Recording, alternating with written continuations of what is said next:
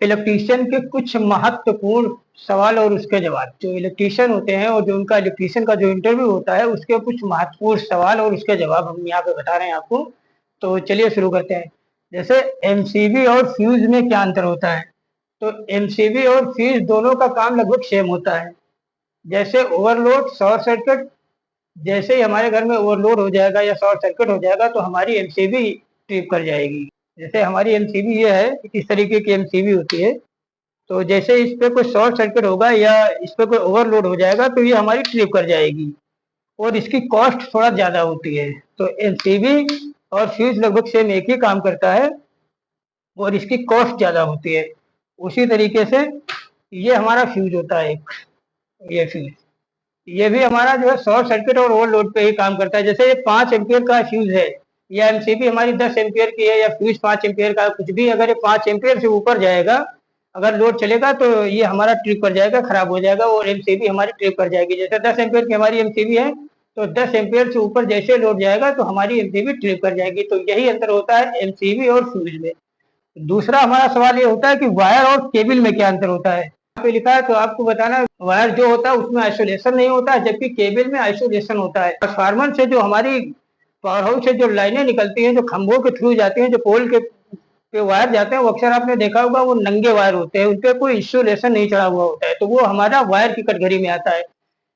ठीक है, जबकि केबल में आइसोलेशन हमारा चढ़ा हुआ होता है, जिस जो कि हमारे घरों में वायरिंग के काम में आता है, जिसपे आइसोलेशन का मतलब होता है जिसपे हमारी प्लास्टिक की ग्रिप चढ़ी हुई होती है। जैसे हमारा कोई वायर है और उस पर कोई प्लास्टिक की ग्रिप चढ़ी हुई है, उसको हम आइसोलेशन कहते हैं। आइसोलेशन उसी को हम कहते हैं। ठीक है, ये आप समझ गए कि आइसोलेशन होता है और केबल में आइसोलेशन होता है। ठीक है, अब हमारा तीसरा सवाल ये होता है कि वायर कितने प्रकार के होते हैं? तो वायर 2 प्रकार के होते हैं। ये इसका जवाब में हमें कहना है कि वायर 2 प्रकार के होते हैं। एक होता है स्टैंडर्ड वायर, एक होता है सॉलिड वायर। तो स्टैंडर्ड वायर और सॉलिड वायर में फर्क क्या होता है? जो स्टैंडर्ड वायर होता है, जो स्टैंडर्ड वायर होता है, जैसे कि हम आपको दिखा रहे हैं, जैसे ये हमारा वायर है तो इसमें छोटे छोटे कई तार हैं, तो ये हमारा स्टैंडर्ड वायर में आ जाएगा। जैसे ये तार है तो हमारे इसमें कई कई तार, उसके कई गेज हैं इसके अंदर, तो ये हमारा स्टैंडर्ड वायर में आ जाएगा। ठीक है, और जो हमारा सॉलिड वायर होता है वो इस तरीके का होता है।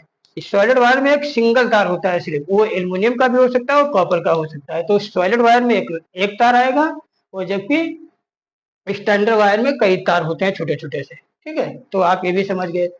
अब हमारी होती है कि मोटर कितने प्रकार की होती है, ये हमारा चौथा सवाल है, मोटर कितने प्रकार की होती है। ये भी हमारा इलेक्ट्रीशियन इंटरव्यू में बहुत ज्यादा पूछा गया हुआ ये सवाल है कि मोटर कितने प्रकार की होती है। तो मोटर हमारी 3 प्रकार की होती है, एक होती है एसी मोटर, एक होती है डीसी मोटर। जबकि कई लोग एसी और डीसी 2 ही मोटर बताते हैं, जबकि इसका सही सवाल है, जवाब इसका ये होगा कि एसी मोटर होती है और डीसी मोटर होती है, एक होती है स्टैंडर्ड मोटर। तो एसी मोटर हमारी एसी से चलती है, डीसी मोटर हमारी डीसी से चलेगी और स्टैंडर्ड मोटर हमारी कॉमन होती है, ये एसी से भी चलती है और डीसी से भी चलती है, ये दोनों से चलती है। ये हमारी जो मोटर होती है दोनों से चलती है। ठीक है, ये हमारी दोनों से चलती है। अब आता है हमारा सवाल पांचवा, ये न्यूट्रल और अर्थिंग में क्या अंतर होता है? तो न्यूट्रल हमें ट्रांसफार्मर से प्राप्त होता है और अर्थिंग को हम जमीन में गड्ढा खोदकर चालक पदार्थ डाल के करते हैं। न्यूट्रल जो होता है वो हमारा ट्रांसफार्मर से निकलता है और जो हमारी अर्थिंग होती है इसको हम जमीन में गड्ढा खोद के और इसमें कोयला, कुछ भी जो हमारे चालक पदार्थ होते हैं उनको डालकर हम करते हैं। इसके लिए हम आपको अलग से एक वीडियो बना के दिखाएंगे। आपका 6 नंबर सवाल है, फेस कितने प्रकार के होते हैं? तो हमारे फेस 3 प्रकार के होते हैं। ठीक है, अब आप इसको ऐसे ना कह दीजिएगा कि फेस 3 प्रकार के होते हैं। अब आप इसको थोड़ा सा मतलब और भी अच्छे से कह सकते हैं कि हमारे फेस 3 प्रकार होते हैं, सिंगल फेस होता है, 2 फेस होता है, 3 फेस होता है। आप इस तरीके से भी वहां बता सकते हैं कि फेस हमारे 3 प्रकार के होते हैं। ठीक, अब यहाँ पे 7वां सवाल ये है हमारा, 1 mm कॉपर या एल्युमिनियम पे कितने एम्पियर लोड चला सकते हैं?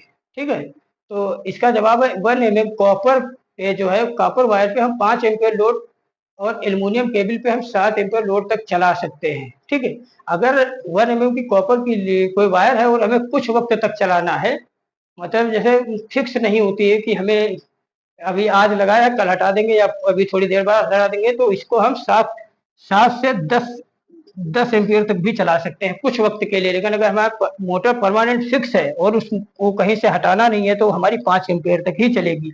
वैसे एल्युमिनियम केबल है, अगर एल्युमिनियम केबल हमारी 7 एम्पियर तक चलेगी अगर ये मोटर फिक्स है, फिक्स मोटर है, अगर इसको हम कुछ वक्त तक चलाएंगे तो हम इसको 12 से 15 एम्पियर तक ही 15 एम्पियर तक चला सकते हैं। अगर कुछ देर के लिए हम चलाएंगे, फिर मान लेते हैं जैसे कि हमने अभी चलाई है फिर हटा देंगे।